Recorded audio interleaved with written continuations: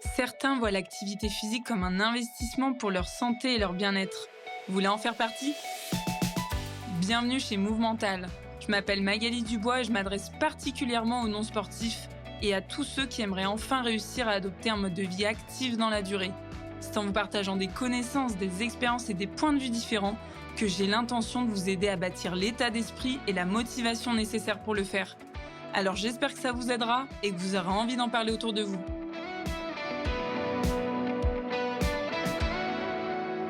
Non mais, faut vraiment que j'aille à la salle ce soir, sinon je vais péter un câble. Faut vraiment que je m'y mette. Ça fait des mois que je dis ça. Non mais faut vraiment que je le fasse. C'est sûr, demain je vais courir, parce que là, j'ai pas le choix. Faut que je le fasse. Ok, stop. Stop.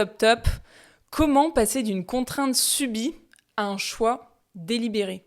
C'est ce qu'on va voir aujourd'hui dans ce court épisode de podcast, parce qu'en fait, pour la majorité des personnes qui se mettent ou se remettent au sport, en réalité, c'est une contrainte. On va pas se le cacher, c'est une contrainte, il faut le faire pour sa santé, il faut le faire pour son bien-être, etc. Et c'est une contrainte parce que si ça ne l'était pas, on le ferait en fait assez naturellement. Et d'ailleurs, quand on y pense, petite parenthèse, c'est quand même fou de se dire que de chercher à prendre soin de soi ou de chercher à se sentir bien mieux, c'est une contrainte.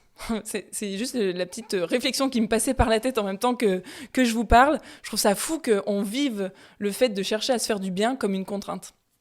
Mais bref, le fait de se sentir obligé de se forcer au début, et c'est le cas, on va pas se le cacher, on est un peu obligé de se forcer au début parce que ça demande tout simplement plus d'efforts. Oui, parce que nouvelle organisation, apprendre de nouvelles compétences, faire plus ample connaissance avec son corps. Qu'est-ce qu'il y a d'autre ? Trouver comment on va s'y prendre, trouver des solutions pour l'intégrer dans notre quotidien, etc. Ça demande vraiment en fait de nouveaux apprentissages et c'est pour ça que c'est pas si facile. Et il n'y a pas de doute, c'est compliqué quand justement on démarre de trouver une fluidité immédiate dans le processus, puisque finalement, ça implique quand même un changement d'habitude, ça implique un changement de comportement, ça implique un nouvel apprentissage, etc. Et d'ailleurs, quand on démarre un nouveau travail, c'est un peu la même chose. Je ne sais pas si vous avez déjà remarqué, quand on se lance dans un nouveau job, on arrive, on prend un petit peu nos marques, petit à petit, on comprend un peu mieux quel est notre rôle, on découvre nos missions, on est obligé de demander un peu d'aide parce que tout n'est pas clair et on assemble progressivement les pièces du puzzle et c'est pour ça que ça devient de plus en plus facile. En fait, quand on démarre quelque chose pour la première fois ou quand on démarre quelque chose de nouveau, ça demande toujours un certain temps d'adaptation, d'ajustement et c'est tout à fait normal. Donc à partir de ce principe-là, si vous transposez le truc dans le sport, vous pouvez déjà considérer que c'est normal de vivre votre reprise d'activité physique de manière un petit peu challengeante au démarrage. Mais à chaque « il faut » qu'on se répète, ça fait mal, c'est pas agréable et ça rend surtout pas la mise en application des plus agréables. Parce que le « il faut », déjà, on fait que d'en entendre parler, on fait que d'entendre dire qu'il faut justement le stopper, lui couper l'herbe sous le pied. Le « il faut », il est mal vécu. Et au final, en séance l'autre jour, j'étais avec un homme, appelons-le Pierre, pour garder la confidentialité. Mais Pierre m'a dit, moi je me dis que j'ai pas le choix. Quand justement il arrive à pratiquer ou quand il se lance dans une activité, souvent il se dit, non mais j'ai pas le choix, je vais le faire. Mais en se disant ça, moi ça m'a un petit peu titillé quand je l'ai entendu me dire ça, parce que je me suis dit, attends, est-ce qu'il n'y a pas un peu des limites à un moment donné ?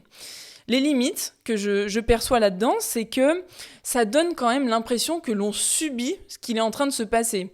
On subit, on contrôle pas réellement la situation. C'est pas vraiment de notre plein gré. C'est pas une décision qu'on prend réellement. On est plutôt après subir le truc. J'ai pas le choix. Clairement, ça me donne la sensation que le choix, il ne dépend pas de moi.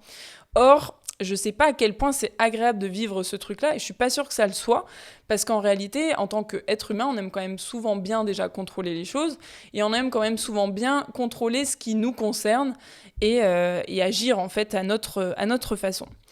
Et en réalité, c'est faux, j'ai envie de le dire, j'ai pas le choix, c'est faux parce qu'en fait, on a quand même le choix entre deux comportements. 1, le faire, 2, ne pas le faire. Mais on a le choix entre ces deux comportements-là.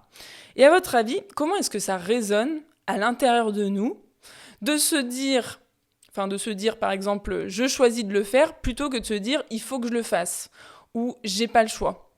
C'est quoi la différence? Là, quand vous prenez un petit temps, vous pouvez mettre pause dans l'épisode, et puis vous vous dites à l'intérieur de vous, je choisis de le faire, ou je choisis de faire ça, plutôt que, et puis après vous vous dites, non mais il faut que je le fasse, ou j'ai pas le choix, de toute façon, il faut le faire.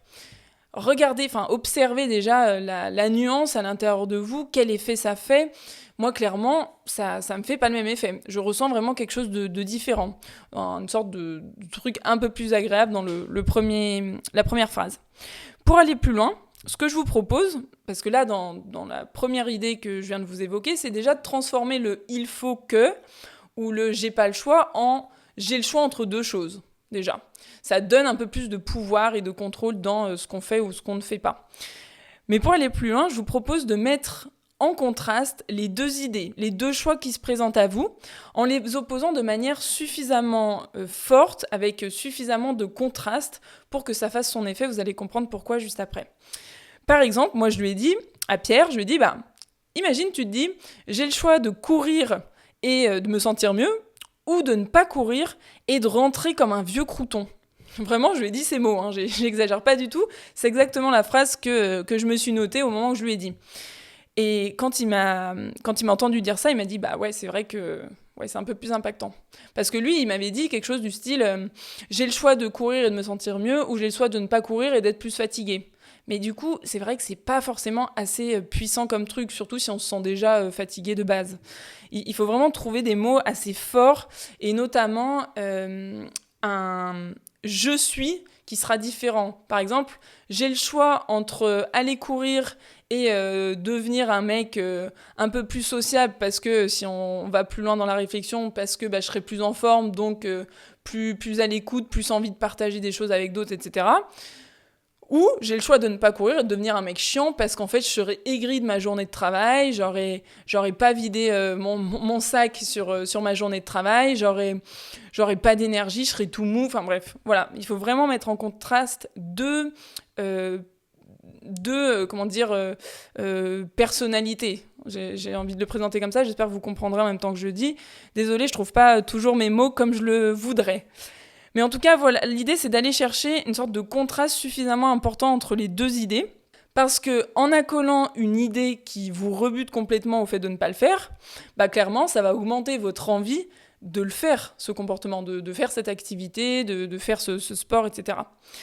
Et après réflexion, je discutais avec Pierre de ça, parce que moi, le terme vieux crouton, c'était mes mots à moi et pas ses mots à lui. Donc j'ai fait un petit peu plus réfléchir là-dessus. Puis il m'a dit, c'est vrai que moi, j'ai pas du tout envie de devenir un mec chiant, parce que je suis fatiguée, parce que je suis irritée de ma journée de travail, etc. Mais en tout cas, je veux vraiment pas devenir un mec chiant. Donc pour lui, c'est devenu « j'ai le choix de courir et de me sentir mieux ». On n'avait pas forcément bossé sur la première partie de la phrase, mais je pense qu'on pourrait aller plus loin. Plutôt que de dire « me sentir mieux », on pourrait trouver quelque chose de plus fort et de plus impactant. Et donc voilà, il m'a dit ça.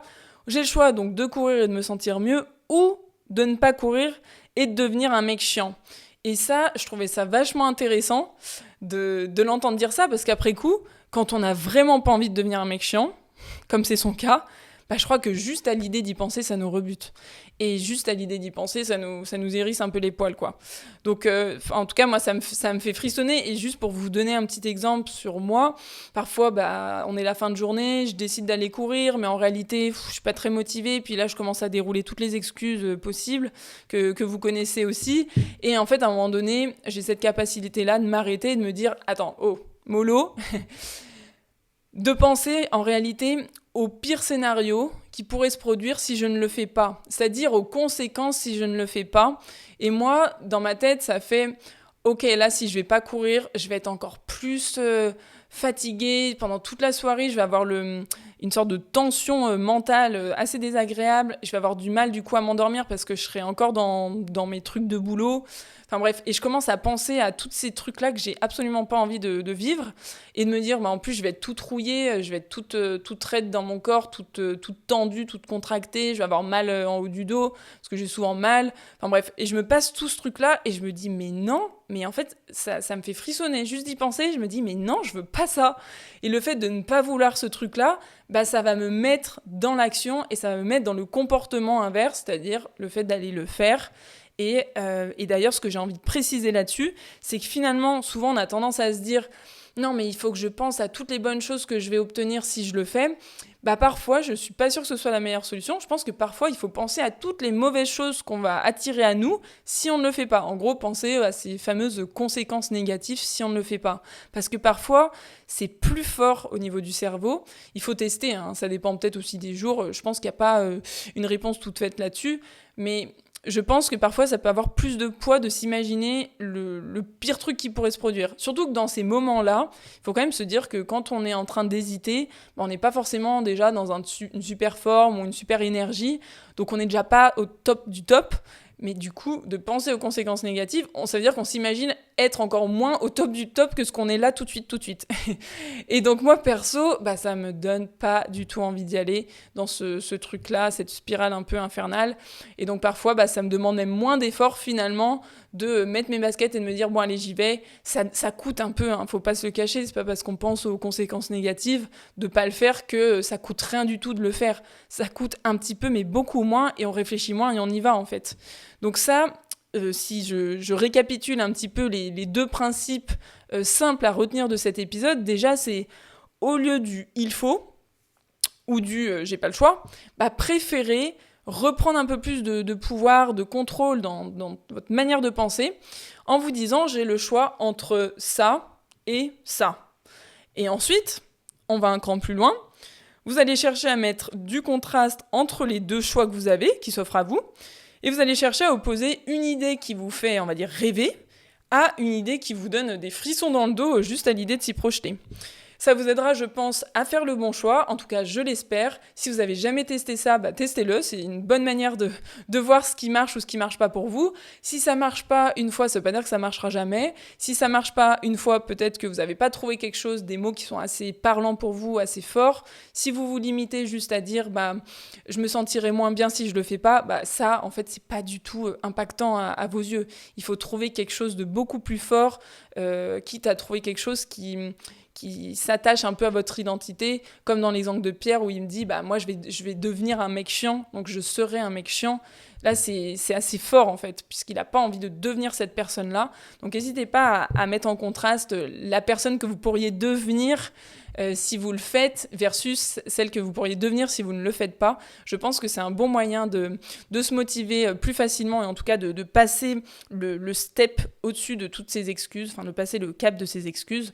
J'espère que ça vous aura aidé. N'hésitez pas à me partager vos retours en commentaire, que ce soit sur les réseaux sociaux, par mail. Je sais que vous pouvez trouver assez facilement où me contacter. N'hésitez pas à le faire. Ça m'aidera aussi à voir ce qui marche ou ce qui marche pas pour vous et aussi à me donner de nouvelles pistes peut-être pour de prochains épisodes. Je vous souhaite une très belle journée. On se retrouve bientôt. Ciao.